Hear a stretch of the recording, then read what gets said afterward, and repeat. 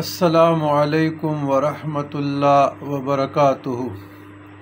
ख़ुगो इज़्ज़तमंदो, अल्लाहुम्मा सल्लि अला सय्यदिना मुहम्मदिन निन्नबिय्यिल उम्मी व अला आलि सय्यदिना मुहम्मदिन अददा खल्क़िका व रिद्वा नफ्सिका व ज़िनता अर्शिका व मिदाद कलिमातिका व मब्लग़ इल्मिका व आयातिका।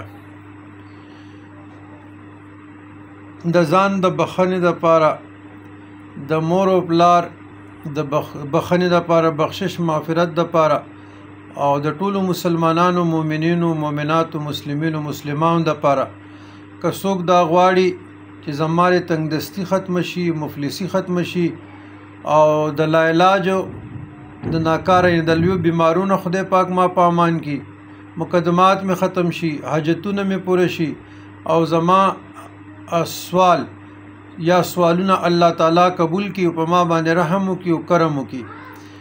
نو دا دعا چې زه کومه وایم دا 25 بار یعنی 15 ځله یا 20 ځل سحر یا ماښام وایي، انشاءالله ستاسو به ټول مشکلات هم خدای آسان کړي او الله تبارک وتعالی به ستاسو حاجتونه هم پوره کړي او ستاسو به ټول حاجتونه الله تعالی پوره کړي او ستاسو به دونه مستجاب الدعوات شي نه چې ستاسو دعاګانې به د الله په در کې د مخلوق په حق هم قبلېږي.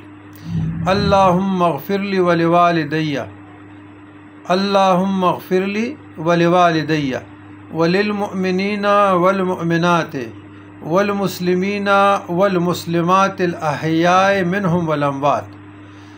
دا زده کوئ او په دې باندې عمل وکئ 15 ځله یا 20 ځل یعنی 25 بار یا 27 بار د سحر مانځه نه پس وای یا د ماښام نه پس وای. ډېر مختصر تعداد دی، داسې دا په روایت کې راغلی دي. انشاءالله العزیز الله تبارک وتعالی به تاسو باندې کرم فضل وکړي او مهرباني به وکړي. والسلام علی من اتبع الهدى.